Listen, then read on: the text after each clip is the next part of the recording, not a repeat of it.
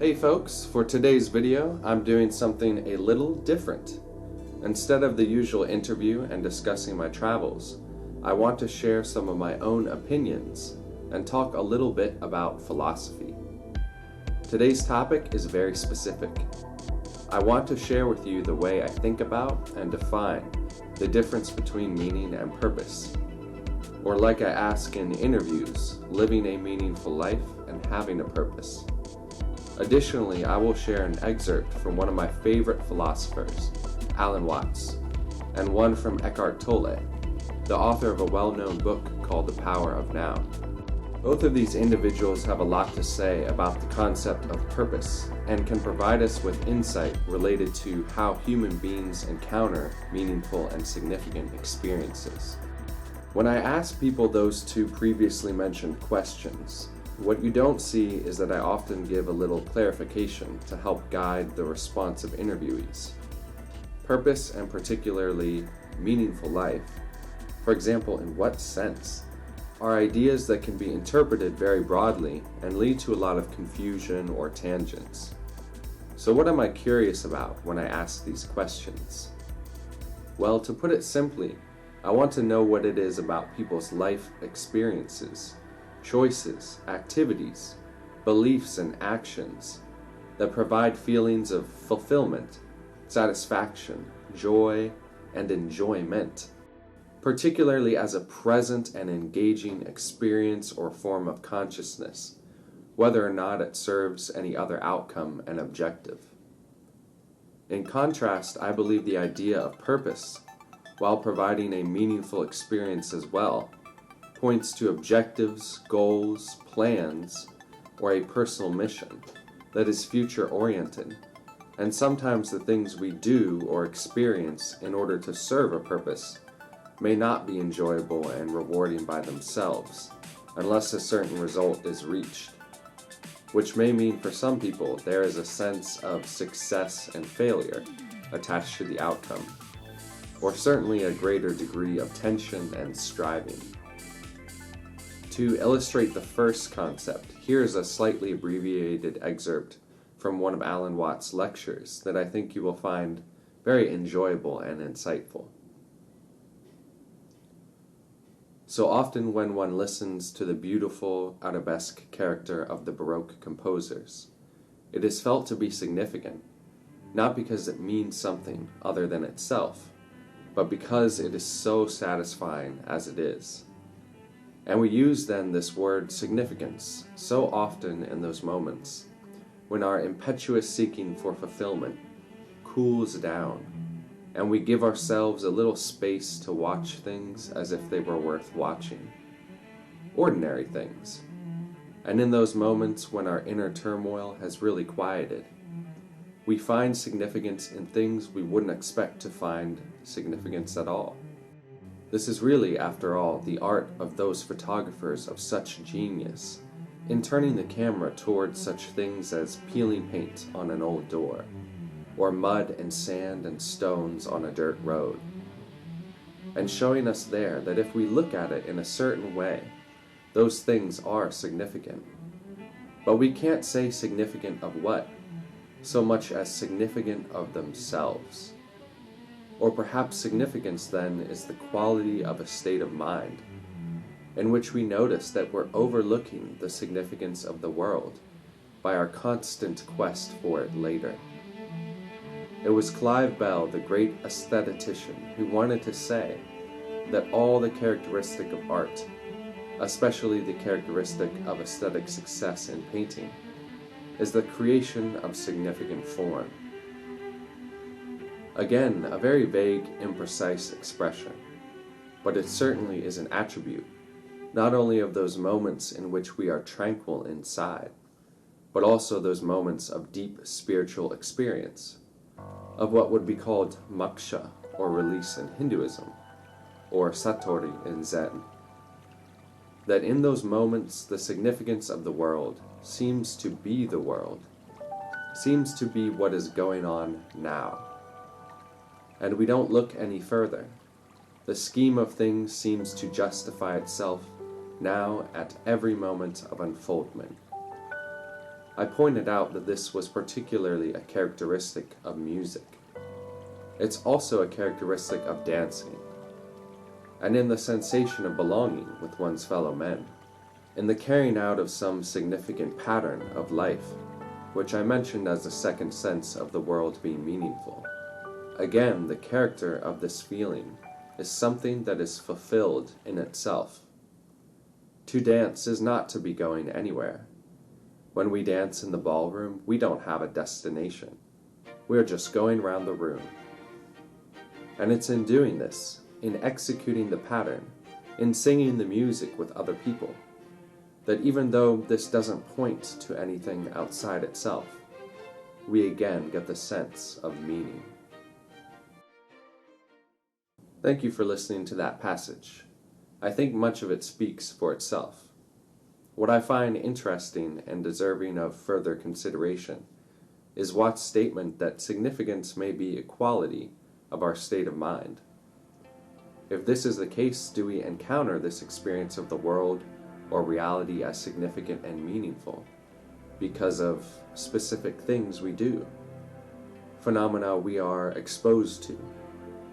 Is this state of mind brought about by our beliefs and perspective, which may be either projected onto the situation or helpful for creating and generating this experience?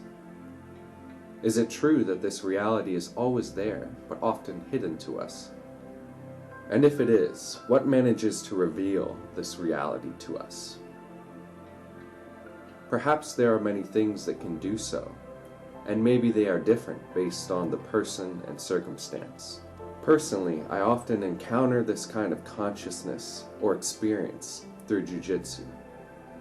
Everything about it feels complete in and of itself for me, even if it didn't serve any future or extrinsic purpose, such as building a skill that I can make a living out of one day, meeting people and growing relationships, or achieving any accomplishment and feeling recognition and pride. I would still want to do it every day, because the connection that I experience with myself and others in every single moment that I'm training or sparring, and the enjoyment and satisfaction of the experience as it is occurring, is so fulfilling and meaningful to me. This isn't the only thing I either do or which happens to me that triggers this state of being. In fact, I felt it in much more vivid and intense ways through other experiences and moments in my life. But it's a great example of how I experience this phenomenon on a consistent or daily basis. I think it's fascinating and important to ask other people about how this kind of experience is triggered, what it feels like for them, and whether or not they are consciously seeking or integrating it in their daily lives or through specific circumstances and practices. This is one of the most critical things I hope to learn, accomplish, and encounter through these interviews and the project of working on this channel. I also think that it is really beneficial for people to have ways to connect to the present moment, celebrate life for what it is, and have an intrinsic reason to live that isn't always attached to fantasies and projections about our future.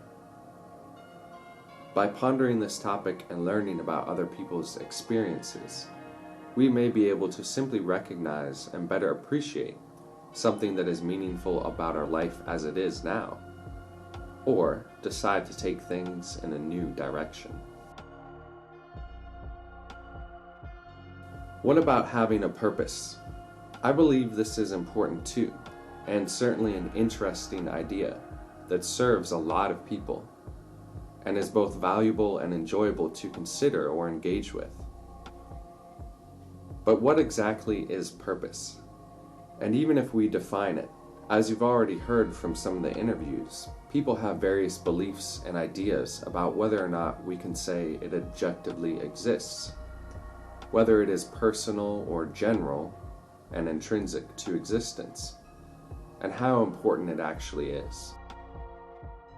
I've noticed that a definition or conception of purpose is often used interchangeably with other terms like vision, mission, vocation, or calling. and sometimes these terms are basically a more specific example of a type of purpose. But generally speaking, I think of purpose as any specific and intentional striving towards goals or outcomes that are related to engaging with a process whose experiences or accomplishments serve some secondary and exterior result, other than the wholeness, enjoyment, and satisfaction of the thing itself. It also speaks to a reason for being and existing, and a calling to do something or live life in a certain way, in alignment with values, causes, and motivations that serve something above, beyond, or outside of us as individual beings or egos. I want to share a short statement by Eckhart Tolle. Usually, you can't think of purpose without bringing up the idea of future, because it seems to imply that purpose is there, and I'm here. That purpose is where you want to get to, and whether or not you get there determines whether there's success or failure. What I'm suggesting is for you to realize that there is another kind of purpose, which is primary purpose. Your purpose is to be here, fully, to align yourself with this moment internally, and to realize that wherever you are is where you're supposed to be. Be total in whatever you do, so that it does not become reduced, and so that the preciousness of the present moment does not become reduced to a means to an end. For those of you who aren't familiar with Eckhart Tolle, he believes that human beings have both a primary and secondary purpose. According to him, our secondary purpose is doing, which varies and fluctuates greatly as individuals, and can be very specific as a result of our passions, abilities, and personal circumstances. However, he emphasizes the opinion that on a deeper level, we all share the same primary purpose, which he simply calls being. I won't go into detail about what he means by this, but I'd like to point out that what Eckhart Tolle is saying here about our primary purpose is very similar to the experience of reality as significant and meaningful as described by Alan Watts. From Tolle's perspective, this primary purpose is essentially what human beings are meant to engage with as a higher or deeper calling that transcends the individual personalities and circumstances of our lives. The secondary purpose of doing, which seems more similar to my own conception and use of the word purpose, is considered important as well, and is never a subject of scorn or ridicule in his writings. But it is thought of as more of a context or channel for the expression of our primary purpose. In other words, a manifestation of our most fundamental reason for existence. Whatever one's beliefs about the nature of purpose, it is clearly of great significance to the human experience because of how much people desire and seek it, or in some cases, how much people can't live without it. For example, the best book I've ever read about purpose is Man's Search for Meaning by Viktor Frankl, in which he uses terms such as both meaning and purpose to describe how he experienced and observed firsthand that creating a meaning for one's suffering and living for something in the future was the greatest determining factor of whether an individual survived the concentration camp he was imprisoned in during the Holocaust. I think that having a purpose and also making decisions or living for something we imagine or hope for in the future often inspires people to do incredible things and is sometimes a necessary form of faith or hope as well. History is full of great examples of this, and some of you may have experienced something similar in your own life. However, one problem with the idea of purpose is that because it points to something specific and projected, such as a future result or outcome, and is also subjectively based on beliefs or individual personalities and contexts, there is a great deal of disagreement and conflict surrounding it. Whether we are talking about macro and societal issues and differences in opinion regarding politics, religion, and morality, or even our personal relationships and people's expectations of one another, I think our conscious beliefs and unconscious assumptions about purpose play a very large role in this problem.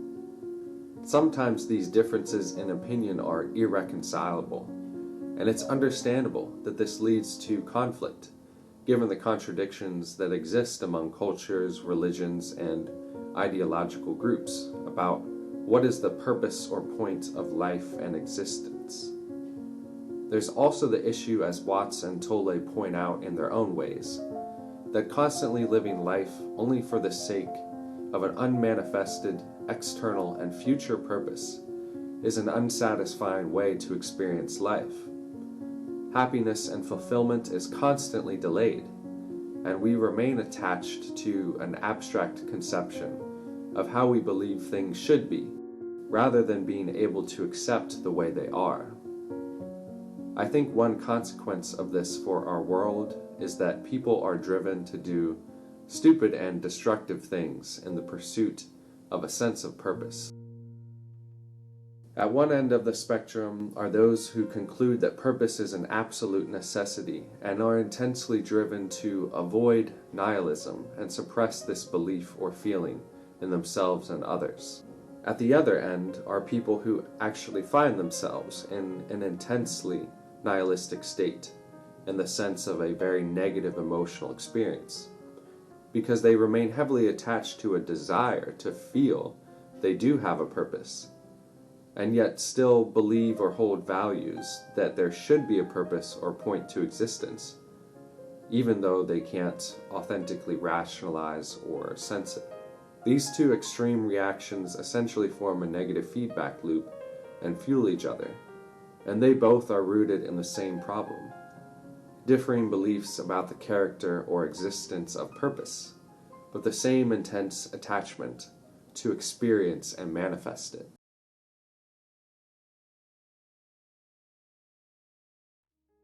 I think there is a possible solution to the problem I've just described, and a reason to be hopeful. I have a bit of a theory about this, and I hope to put it to the test during my lifetime, and discover whether there is some or any truth to it.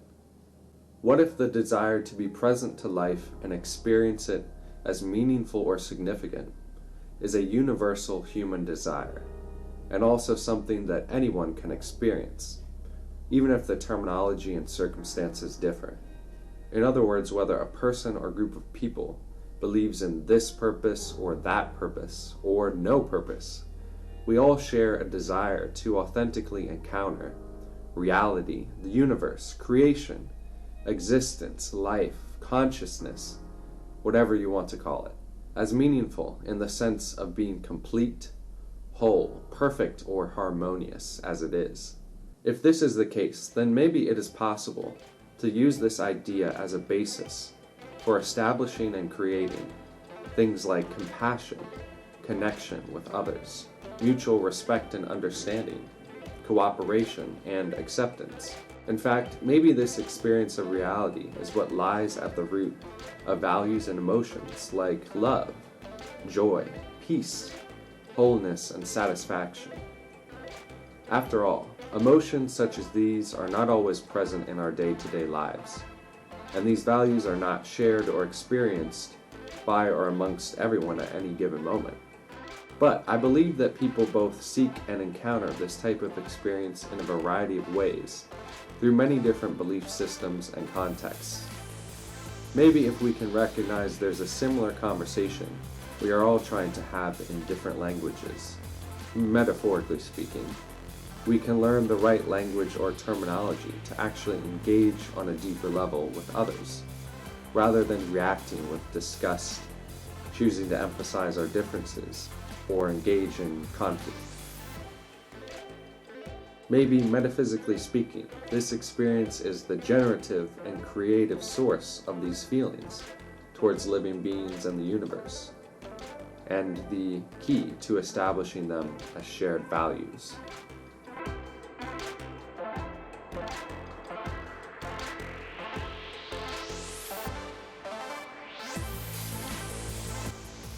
Thank you everyone for listening to this video.